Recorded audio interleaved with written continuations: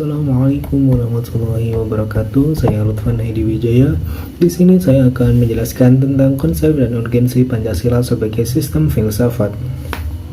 Baik, yang pertama, konsep Pancasila sebagai sistem filsafat. Tiffus Smith dan Nolan memberikan definisi filsafat berdasarkan watak dan fungsinya.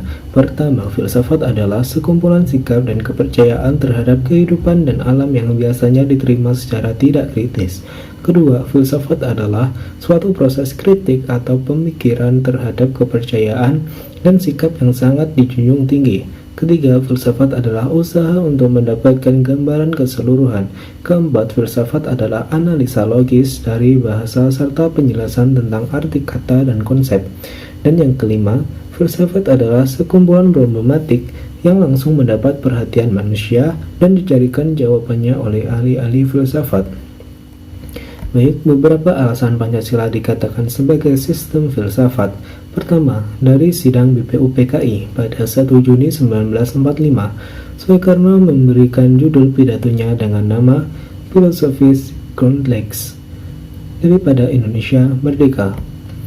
Yang kedua, menurut Nur Bakri, Pancasila adalah hasil permenungan mendalam para tokoh kenegaraan Indonesia melalui suatu kondisi dan melalui suatu diskusi dan dialog-dialog panjang dalam sidang BPUPKI hingga mengesahkan PPKI. Hasil permenungan itu sesuai dengan ciri-ciri pemikiran filsafat, yakni koheren, logis, inklusif, mendasar, dan spekulatif. Yang ketiga, menurut sastra Bahadeja, Pancasila menjadi ideologi negara. Pancasila adalah dasar politik yang mengatur dan mengarahkan segala kegiatan yang berkaitan dengan kehidupan kenegaraan, seperti perundang-undangan, pemerintahan, perekonomian nasional, hidup berbangsa, hubungan warga negara dengan negara, dan hubungan antar sesama warga negara, serta usaha-usaha untuk menciptakan kesejahteraan bersama. Selanjutnya tentang urgensi Pancasila sebagai sistem filsafat, yaitu memiliki arti yaitu refleksi filosofis mengenai Pancasila sebagai dasar negara. Sastra Bahadeja menjelaskan makna filsafat Pancasila sebagai berikut. Pertama, agar dapat diberikan pertanggungjawaban rasional dan mendasar mengenai sila-sila dalam Pancasila sebagai prinsip-prinsip politik. Kedua, agar dapat dijabarkan lebih lanjut sehingga menjadi operasional dalam bidang-bidang yang menyangkut kehidupan bernegara. Ketiga, agar dapat membuka dialog dengan berbagai perspektif baru dalam kehidupan berbangsa dan bernegara.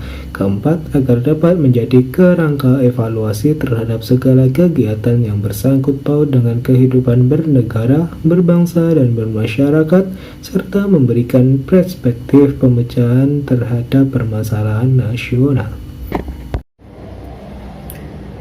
Saya Muhammad Saiful Ansori Anam akan menjelaskan landasan Pancasila sebagai sistem filsafat. Pertama, filsafat sebagai genetivus objektivus dan genetivus subjektivus. Pancasila sebagai genetivus objektivus, yaitu nilai-nilai Pancasila dijadikan sebagai objek yang dicari landasan filosofisnya berdasarkan sistem-sistem dan cabang-cabang filsafat yang berkembang di Barat. Pancasila sebagai genetivus subjektivus, artinya nilai-nilai Pancasila dipergunakan untuk mengkritisi berbagai aliran filsafat yang berkembang, baik untuk menemukan hal-hal yang sesuai dengan nilai-nilai Pancasila maupun untuk melihat nilai-nilai yang tidak sesuai dengan Pancasila. Lanjut pada landasan ontologis filsafat Pancasila.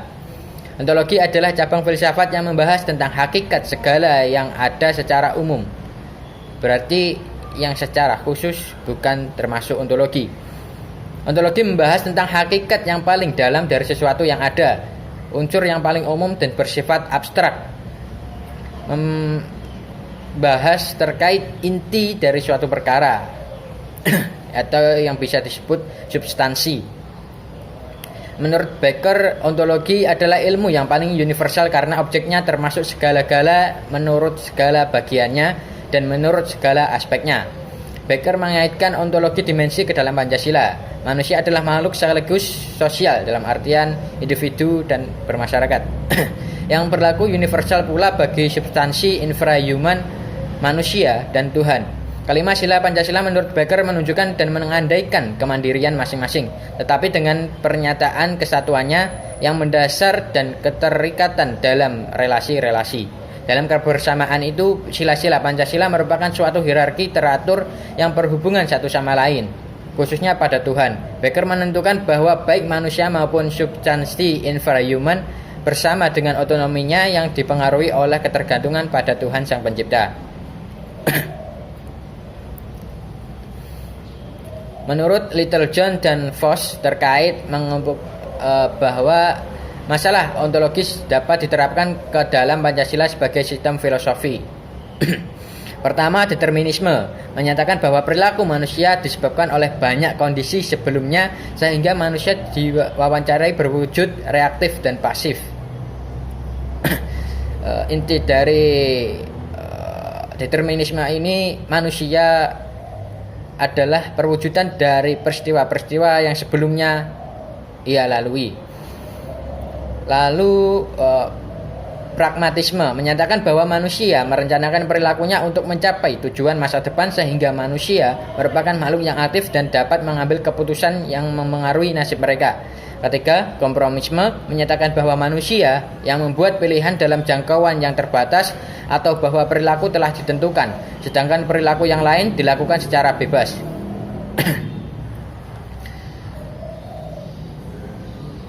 Lalu landasan ontologis Pancasila artinya sebuah pemikiran filosofis atas hakikat dan nilai-nilai sila Pancasila sebagai dasar filosofis negara Indonesia. Sastra Pratejo menjabarkan prinsip-prinsip Pancasila sebagai berikut. Pertama, prinsip ketuhanan Yang Maha Esa merupakan pengakuan atas kebebasan beragama, saling menghormati dan bersifat toleran, serta menciptakan kondisi agar hak kebebasan beragama itu dapat dilaksanakan oleh masing-masing pemeluk agama. Kedua, prinsip kemanusiaan yang adil dan beradab mengakui bahwa setiap orang memiliki martabat yang sama. Setiap orang harus adil sebagai manusia yang menjadi dasar bagi pelaksanaan hak asasi manusia. Ketiga, prinsip persatuan Indonesia mengandung konsep prinsipisme politik yang menyatakan bahwa etika, budaya, etnis, dan bahasa serta agama tidak menghambat atau mengurangi partisipasi warganya sebagai warga negara Indonesia. Wacana tentang bangsa dan kebangsaan dengan berbagai cara pada akhirnya bertujuan menciptakan identitas diri bangsa Indonesia. Keempat, prinsip kerakyatan yang dipimpin oleh hikmat kebijaksanaan dalam proses bermusyawarah demi tercapainya mufakat untuk menghindari dikotomi dan minoritas.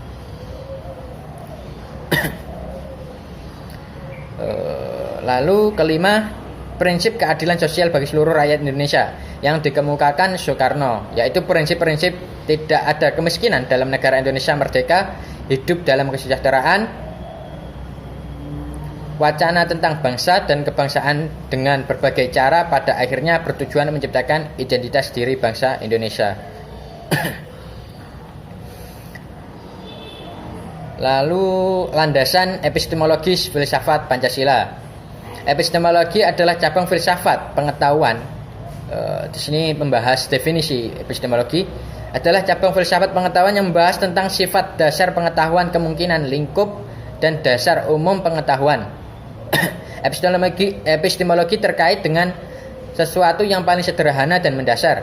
Littlejohn dan Voss menyatakan bahwa epistemologi merupakan cabang filosofi yang belajar mengetahui atau bagaimana orang-orang dapat mengetahui tentang sesuatu atau apa yang mereka ketahui. Mereka mengemukakan masalah-masalah paling umum dalam epistemologi. Seperti contoh, pada tingkat apa pengetahuan dapat muncul sebelum pengalaman. Kedua, pada tingkatan apa pengetahuan dapat menjadi sesuatu yang pasti. Lanjut pada epistemologi landasan Pancasila digali dari pengalaman dan dipadukan menjadi suatu pandangan menyeluruh kehidupan bangsa Indonesia. Ini pembahasan terhadap epistemologi landasan Pancasila atau epistemologi dalam Pancasila. Pancasila secara epistemologis dapat diuraikan sebagai berikut. Sila ketuhanan yang Maha Esa digali dari pengalaman kehidupan beragama bangsa Indonesia sejak dahulu sampai sekarang. Sila kemanusiaan yang adil dan beradab digali dari pengalaman kesadaran masyarakat yang ditindas oleh penjajahan selama berabad-abad. Oleh karena itu, dalam alinea pertama pembukaan Undang-Undang Dasar menyatakan bahwa penjajahan itu tidak sesuai dengan peri kemanusiaan dan peri keadilan. Sila persatuan Indonesia digali dari pengalaman atas kesadaran bahwa keterpecah belahan yang dilakukan penjajah kolonialisme Belanda melalui politik divide et impera menimbulkan konflik antar masyarakat Indonesia. Sila kerakyatan yang dipimpin oleh hikmat kebijaksanaan dalam permusyawaratan dan perwakilan digali dari budaya bangsa Indonesia yang sudah mengenal secara turun-temurun pengambilan keputusan berdasar musyawarah dan mufakat. Sila keadilan sosial bagi seluruh rakyat Indonesia digali dari prinsip-prinsip yang berkembang dalam masyarakat Indonesia menempati sikap gotong royong. Yang terakhir, landasan aksiologis Pancasila.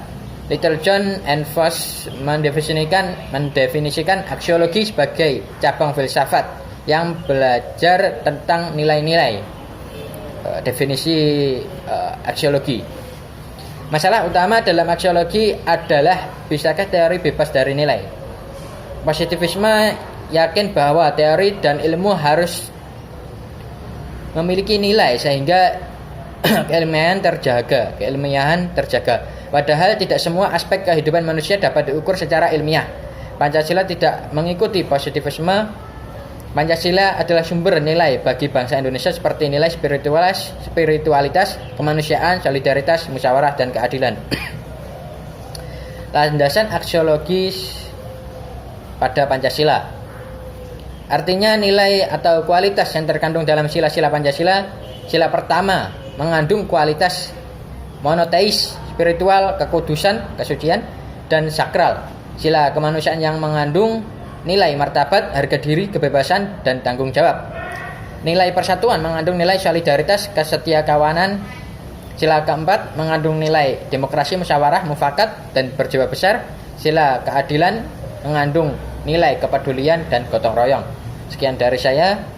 Assalamualaikum warahmatullahi wabarakatuh. Pancasila sebagai sistem filsafat di Indonesia. Di sini saya akan menjelaskan Pancasila sebagai sistem filsafat di Indonesia. Saya bagi menjadi 4 poin. Yang pertama ada pengertian. Dari pengertian Insinyur Soekarno, Bapak Soeharto, dan Ruslan Abdul Ghani.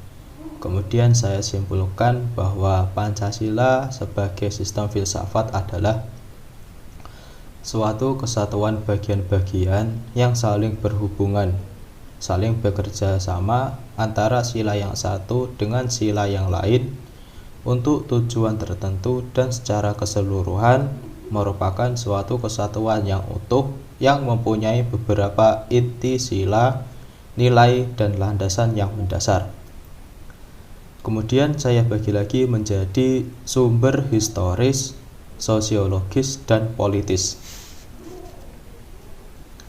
Sumber historis Pancasila sebagai sistem filsafat ditelusuri dalam sejarah masyarakat Indonesia yang akan saya sampaikan sebagai berikut.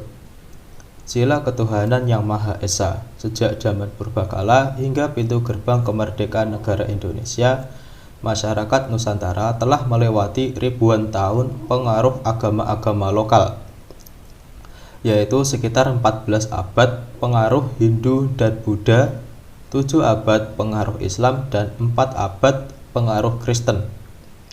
Hal ini dapat dibuktikan dengan masih berlangsungnya sistem penyembahan dari berbagai kepercayaan dalam agama-agama yang hidup di Indonesia. Pada semua sistem religi politik tradisional di muka bumi, termasuk di Indonesia, agama memiliki peranan sentral dalam pendefinisian institusi-institusi sosial. Sila kemanusiaan yang adil dan beradab. Bangsa Indonesia dikenal sebagai negara maritim. Soekarno menyebutnya dengan istilah internasionalisme atau perikemanusiaan. Sila kedua ini dibuktikan melalui proklamasi kemerdekaan Indonesia.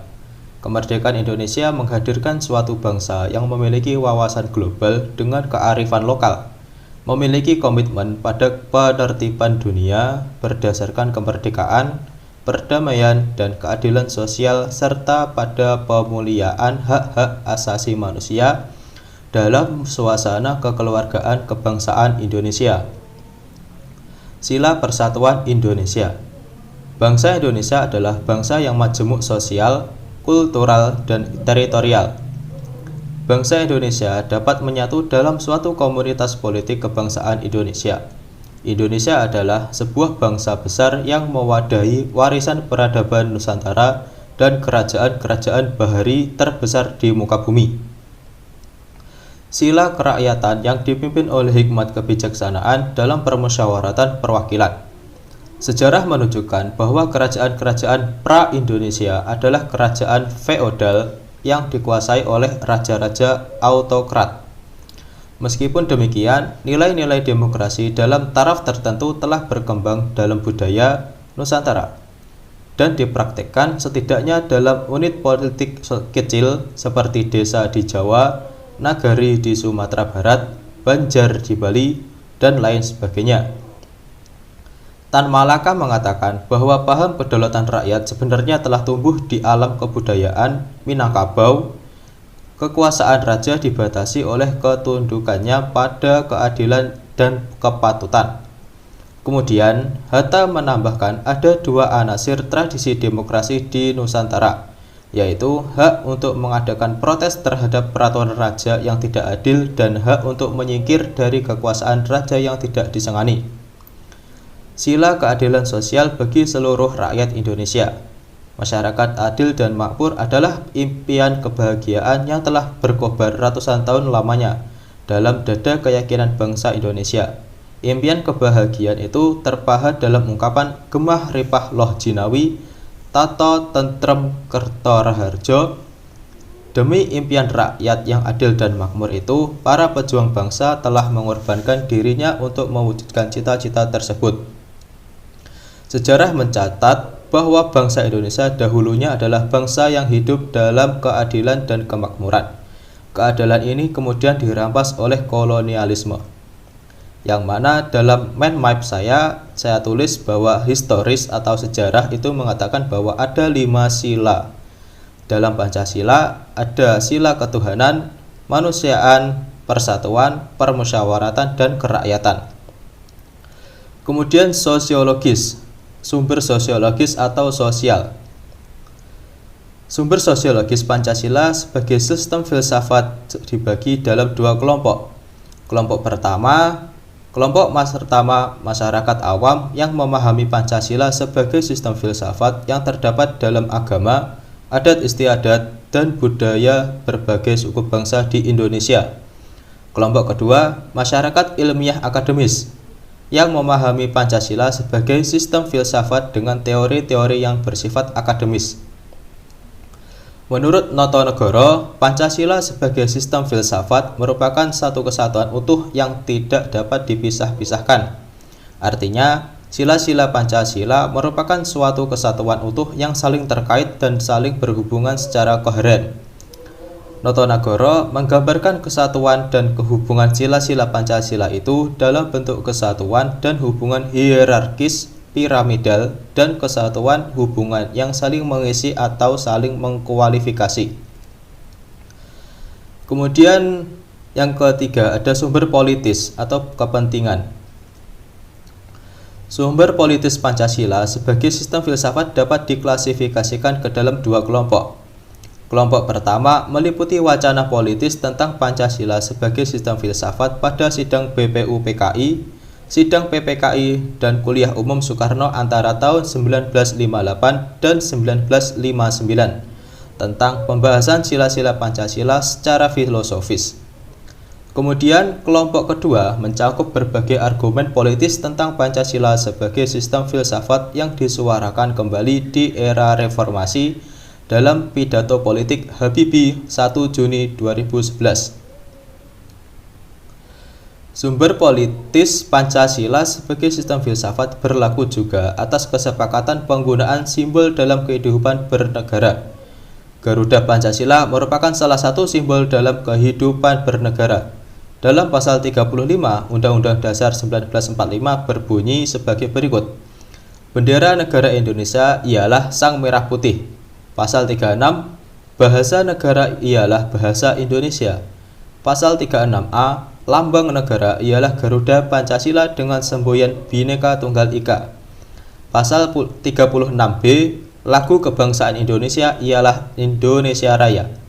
Bendera merah putih, bahasa Indonesia, Garuda Pancasila, dan lagu Indonesia Raya. Semuanya merupakan simbol dalam kehidupan berbangsa dan bernegara di Indonesia. Sekian dari saya, kurang lebihnya mohon maaf. Wassalamualaikum warahmatullahi wabarakatuh. Assalamualaikum warahmatullahi wabarakatuh. Perkenalkan, nama saya Ilmir Jarul Anggraini dari kelas PAI 2A, NIM 12620121007. Nomor absen saya adalah 2. Di sini saya akan menjelaskan argumen dinamika dan tantangan Pancasila sebagai sistem filsafat. Selanjutnya, di sini saya akan menjelaskan tentang dinamika Pancasila dibagi menjadi 3. 1. Pada era pemerintahan Soekarno, Pancasila sebagai sistem filsafat dikenal dengan istilah filosofis groundslide. Gagasan tersebut merupakan perenungan filosofis Soekarno atas rencananya berdirinya negara Indonesia merdeka. Kedua, pada era Soeharto, kedudukan Pancasila sebagai sistem filsafat berkembang ke arah yang lebih praktis.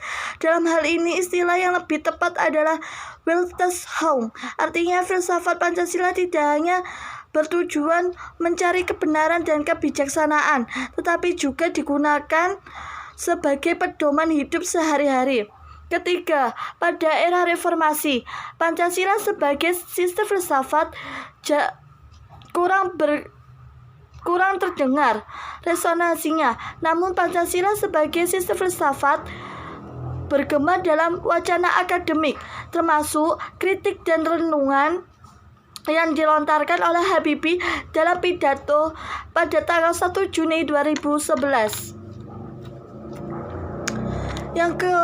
Selanjutnya penjelasan tentang tantangan Pancasila. Yang pertama, 1. Kapitalisme, yaitu aliran yang meyakini bahwa kebebasan individual pemilik modal untuk mengembangkan usahanya dalam rangka meraih keuntungan sebesar-besarnya merupakan upaya untuk menyejahterakan masyarakat. Kedua, komunisme adalah sebuah paham yang muncul sebagai reaksi atas perkembangan kapitalisme sebagai produk masyarakat liberal. Komunisme merupakan aliran yang meyakini bahwa kepemilikan modal dikuasai oleh negara untuk kemakmuran rakyat secara merata. Sekian dari penjelasan saya, kurang lebihnya mohon maaf. Wassalamualaikum warahmatullahi wabarakatuh. Assalamualaikum warahmatullahi wabarakatuh. Perkenalkan, nama saya Vika Lutfiana, saya dari kelompok 8. Baik, materi selanjutnya adalah urgensi dan esensi Pancasila sebagai sistem filsafat. Selanjutnya, esensi atau hakikat Pancasila sebagai sistem filsafat. Pertama, hakikat sila ketuhanan terletak pada keyakinan bangsa Indonesia bahwa Tuhan sebagai prinsip utama dalam kehidupan semua makhluk. Kedua, hakikat sila kemanusiaan adalah manusia monopluralis yang terdiri atas 3, monodualis yaitu susunan kodrat atau jiwa raga, sifat kodrat atau makhluk individu dan sosial, kedudukan kodrat atau makhluk pribadi yang otonom dan makhluk Tuhan. Ketiga, hakikat sila persatuan terkait dengan semangat kebangsaan. Keempat, hakikat sila kerakyatan terletak pada prinsip musyawarah. Kelima, hakikat sila keadilan terwujud dalam 3 aspek, yaitu keadilan distributif, keadilan legal, dan komutatif. Keadilan distributif adalah keadilan bersifat membagi dari negara kepada warga negara. Keadilan legal adalah kewajiban warga negara terhadap negara atau dinamakan keadilan bertaat. Keadilan komutatif adalah keadilan antara sesama warga negara. Urgensi Pancasila sebagai sistem filsafat. Pertama, meletakkan Pancasila sebagai sistem filsafat dapat memulihkan harga diri bangsa Indonesia sebagai bangsa yang merdeka dalam politik, yuridis, dan juga merdeka dalam mengemukakan ide-ide pemikirannya untuk kemajuan bangsa, baik secara material maupun spiritual. Kedua, Pancasila sebagai sistem filsafat membangun alam pemikiran yang berakar dari nilai budaya bangsa Indonesia sendiri sehingga mampu dalam menghadapi berbagai ideologi dunia. Ketiga, Pancasila sebagai sistem filsafat dapat menjadi dasar pijakan untuk menghadapi tantangan globalisasi yang dapat melunturkan semangat kebangsaan dan melemahkan sendi-sendi perekonomian yang berorientasi pada kesejahteraan rakyat banyak. Keempat, Pancasila sebagai sistem filsafat dapat menjadi way of life sekaligus way of thinking bangsa Indonesia untuk menjaga keseimbangan konsistensi antara tindakan dan pemikiran.